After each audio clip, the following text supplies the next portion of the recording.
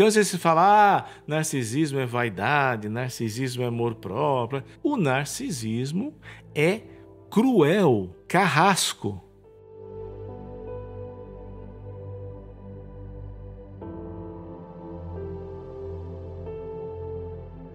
Olá, tudo bem? Muito obrigado por estar conosco em mais esse vídeo. Obrigado pela sua presença. Esperamos que esse vídeo seja de proveito para você.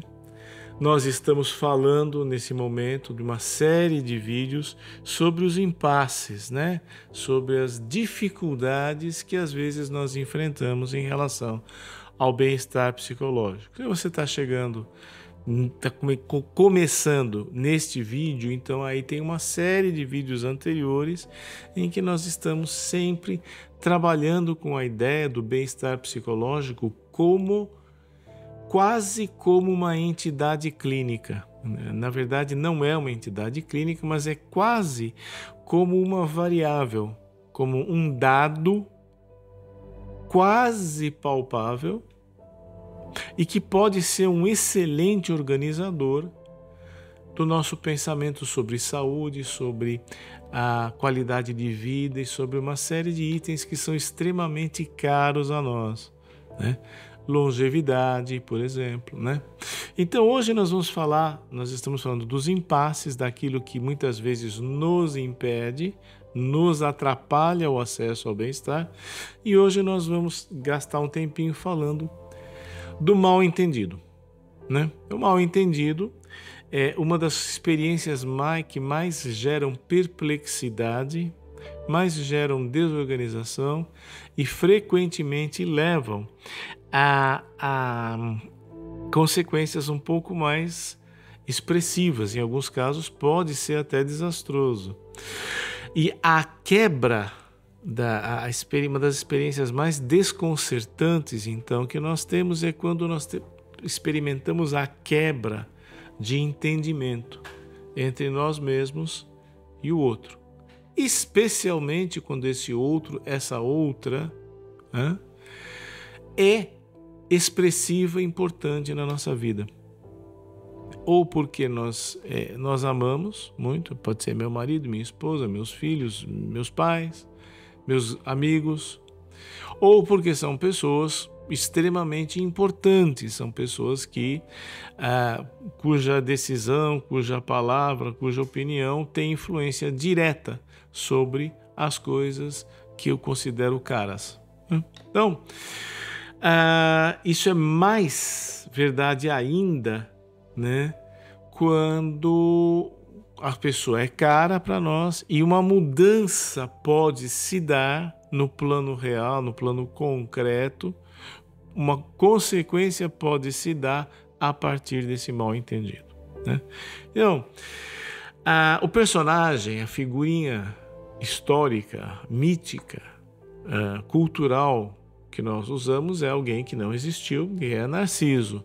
Narciso, alguns aqui sabem, Narciso era de aparência muito boa, ele tinha um conjunto de atributos, né, que o faziam bastante atraente, né? Romanticamente, eroticamente, ele era muito interessante. Então havia um número muito grande de mulheres, de moças, de senhoras ou mesmo de deusas, de personagens sobrenaturais que expressavam interesse amoroso por ele. Via de regra, ele desdenhava, ele desprezava essas ofertas de amor, não simplesmente as recusava. Olha, desculpe, mas não, ele desprezava. Isso nós vamos ver daqui a pouquinho, é chave para o nosso entendimento sobre o mal-entendido. Nosso entendimento sobre o mal-entendido. E Narciso acaba sendo a imagem acabada da individualidade cega. Muitas vezes, sei que ele se apaixonou por ele mesmo, né? O cara que gosta demais de si mesmo, a pessoa vaidosa, não. o que chama atenção mesmo para os nossos fins aqui nesse vídeo, que nos chama a atenção no Narciso, é o individualismo radical que ele tem. E a gente já vai começar a entender por quê. Ele via nos bancos do rio, num determinado rio, não lembro qual que é, mas eu sei que essa praga dele de ficar fixado na própria imagem vai inclusive para o rio Estige. O rio Estige é o rio que leva os mortos, a alma dos mortos para o submundo. Mesmo naquele barco, no rio Estige, o remador era o Caronte, estava indo para o submundo dos mortos, ele ainda ficava olhando a própria imagem dentro do rio Estige. Né? Mas enfim, tem esse rio e ele está no banco do rio olhando e ele fica, ele vê a sua imagem na água e uma praga, uma maldição que foi rogada para ele por uma ninfa chamada Eco passa a valer. E é interessante que essa ninfa chama Eco e não é Ecos, oikos, né? Ecos do grego é casa. Daí vem ecologia e economia. Esse eco é eco-eco, igualzinho ao eco sonoro. Dizia respeito a um fenômeno acústico. Esta ninfa se chamava Eco. E não por coincidência, é Eco que roga uma praga sobre Narciso, que ele vai ficar fixado na própria imagem dele. Agora, o que é bacana é o seguinte, é que ele não fica fixado nele mesmo, é na imagem dele. Então, a partir deste momento, Narciso se torna cego a tudo que não é a individualidade dele. Este é o ponto do Narciso. Narciso se torna cegamente individualista.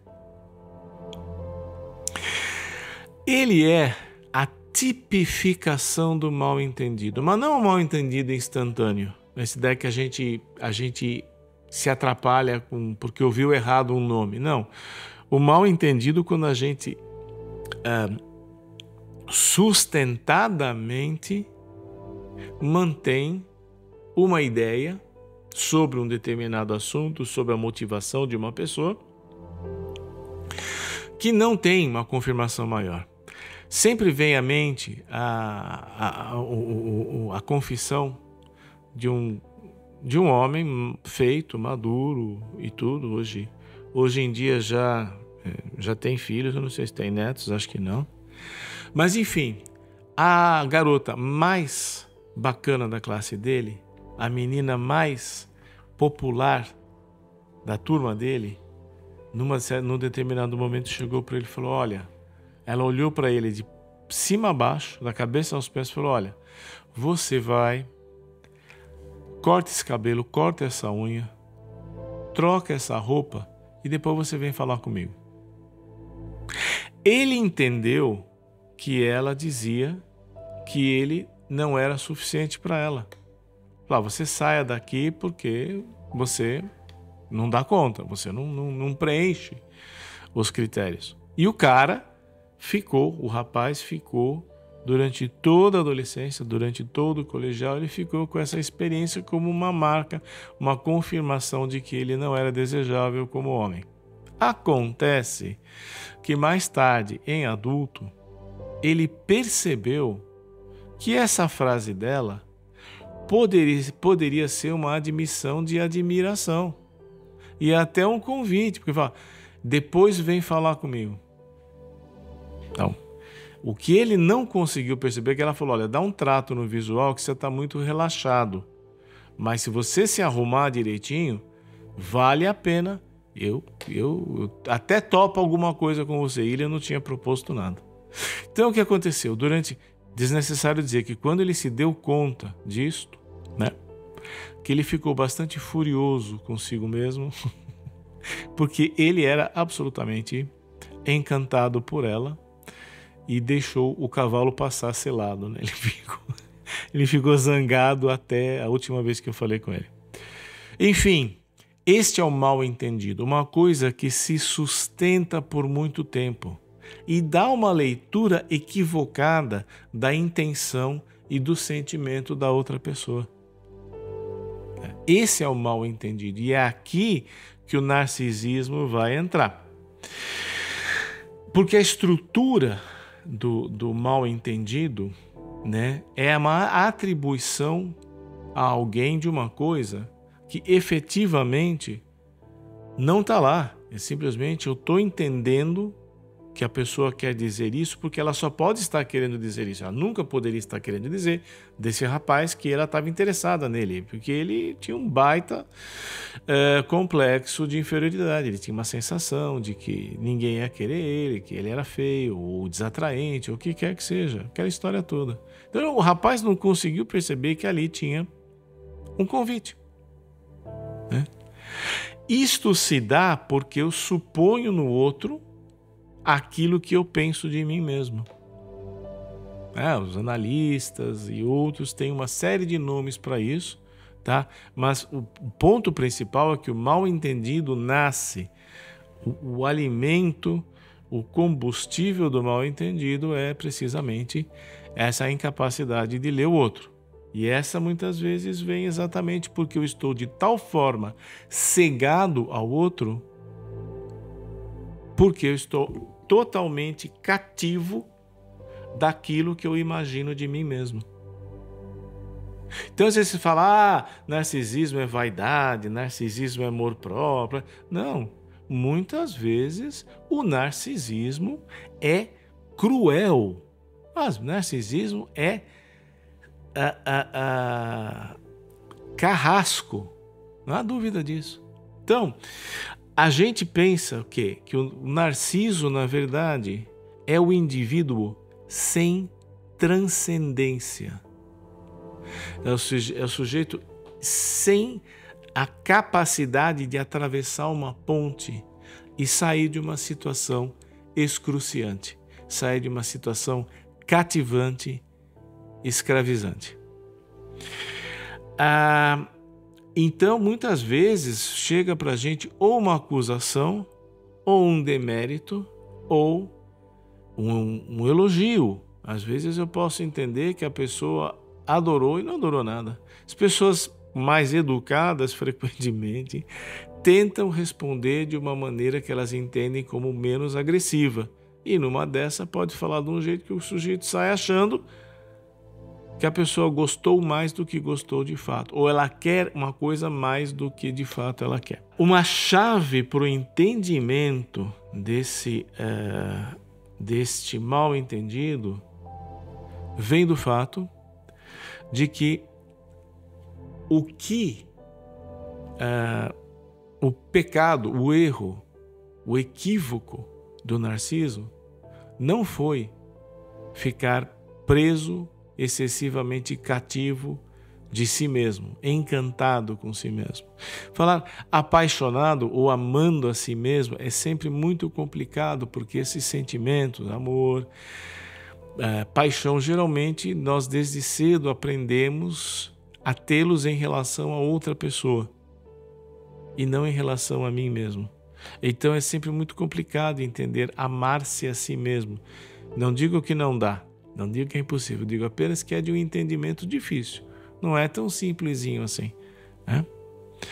E nós vemos que o narcisismo não é vaidade. Vaidade é uma outra coisa e guarda pouca relação com este narcisismo que nós estamos conversando hoje, né? Também a classificação narcisismo primário e secundário aqui não se aplica. A ideia, portanto, é que Narciso desdenhava os avanços amorosos das outras pessoas. Por quê? Porque ele supunha que elas não eram merecedoras, não estavam à altura, não eram dignas de ter uma experiência amorosa com ele. Isto, por sua vez, sugere que ele tinha uma carga muito grande de um prestígio. Ele se supunha prestigioso. E essa é a grande briga, é uma das grandes lutas que existem e que podem nos levar a experiências muito pouco próximas do bem-estar, que é a luta pelo prestígio. Querer ser reconhecido numa determinada posição privilegiada. Esta que é a ideia do prestígio. Ser amado vem em função do prestígio, ter uma aparência assim assado é prestigiado, enfim, é atrás de uma ideia duradoura de prestígio que muitas coisas estão em jogo. O desdém é o inverso do prestígio. Fulano é prestigiado e Beltrano não, Beltrano é desprezado. Né? É praticamente um antônimo, é praticamente o contrário. Né? Agora, aí o que nós temos é que o prestígio é a verdadeira miragem. O prestígio é o verdadeiro equívoco. E ele não coincide com a minha cara. Este é um ponto essencial. Né? Portanto, né, a praga em Narciso foi rogada pelo eco do desdém dele. Muito bem, isto tudo colocado, então nós estamos vendo assim que o narcisismo não costuma ser um bom negócio. Então, quando você vê assim, a pessoa quer ter auto-amor, alguma coisa assim, normalmente o caminho que está sendo trilhado é o caminho do prestígio. E o caminho do prestígio leva ao mal-entendido, leva a uma visão equivocada do outro e de mim mesmo. E essa é a base do mal-entendido. Essa é a base. A consequência é incalculável. Portanto, o que nós podemos trazer, o que nós podemos concluir disso à luz daquilo que a gente tem falado sobre o bem-estar psicológico e seu cultivo, né? A conclusão é que assim, seja você um praticante de atenção plena, de mindfulness, seja você alguém que se submete a uma psicoterapia, ou mesmo alguém que seleciona muito bem suas leituras, procura zelar por essa parte, seja qual for, você está em busca, você está usando de meios hábeis, de meios muito bem articulados, meios habilidosos, competentes, para tentar caminhar na direção do cultivo do bem-estar. Seja você qual for dessas possibilidades, nós podemos usar a nossa prática, a nossa terapia, ou então a nossa inquisição intelectual, ou a nossa busca numa meditação, numa prática contemplativa. Nós podemos buscar, nós podemos estar fazendo contato com uma divulsão, uma separação que nós podemos fazer sem risco de prejuízo. Nós podemos fazer entre a ideia da individualidade e da singularidade. Aqueles que nos acompanham já há algum tempo sabem que a gente vive pegando no pé do conceito da singularidade e da singularidade ligada à criatividade e a criatividade ligada à ideia de um sentido na vida. Esta singularidade nada tem a ver com individualidade, muito menos individualismo. A ideia do indivíduo é que é um bloqueio à transcendência, na verdade. Porque o que é a transcendência? A transcendência é a capacidade de se ligar a valores, a pessoa fala, valores mais elevados, valores maiores. Não, valores mais coletivos. Cai na real. Grande, sublime, majestoso, é transcendente, é coletivo. E o teu coletivo pode ser outras pessoas, outros seres humanos, pode ser uma floresta que você acha que é bacana, ser preservada, pode ser uma floresta que você entende que precisa ser derrubada, não tem tantas, mas em alguns casos você tem, ainda há necessidade de cortar a árvore. Então, você vai estar transcendendo na medida em que você incorpora e entra em contato com essa experiência de um coletivo maior, né? Que vai trazer um benefício. Essa é a transcendência. A transcendência, ela existe na singularidade. A transcendência, ela se obstrui na individualidade. Essa é uma diferença, por exemplo, que muitos povos asiáticos têm, em que aparentemente o oriental é mais abnegado. Por quê? Porque, na verdade, eles lá em algumas culturas asiáticas você tem a primazia do coletivo sobre o indivíduo. O mundo greco-romano, que é o mundo do Narciso e o nosso também, preza pelo indivíduo. Daí vem a democracia, que aí você tem um senso numérico. O número de pessoas que votou aqui, o número de pessoas que votou lá, o número de indivíduos e o número de indivíduos. E a minha individualidade. E hoje nós temos o quê? Rompimentos muito traumáticos dessa ideia da individualidade e a imposição de absorção de determinados valores. Tá? Então, a nossa singularidade, a forma peculiar com que nós viemos ao mundo, crescemos, sob a égide de quais signos nós formamos a nossa vida mental, nossa vida emocional, isto tudo é a nossa singularidade, que vai na direção contrária da nossa individualidade. Portanto, para nós aqui, a coisa já está muito clara, assim, a capacidade de nos esquecermos na nossa imagem vem na proporção em que nós nos devotamos à transcendência. E a transcendência é uma experiência que traz bem-estar psicológico muito grande, isso já está mais do que demonstrado, o propósito na vida, sentir-se em propósito de vida, raríssimas vezes vai coincidir, por isso que nós falamos estruturalmente vai raramente coincidir com a ideia do individualismo, do indivíduo e da individualidade. Olha, muito obrigado se você nos acompanha até aqui, se você sente que o vídeo foi importante para você, muito obrigado aí pela sua presença. Não desanime de si mesmo, continue confiando que é possível viver melhor sempre, né? E nos vemos aí nos próximos vídeos aí. Um abraço. Tchau.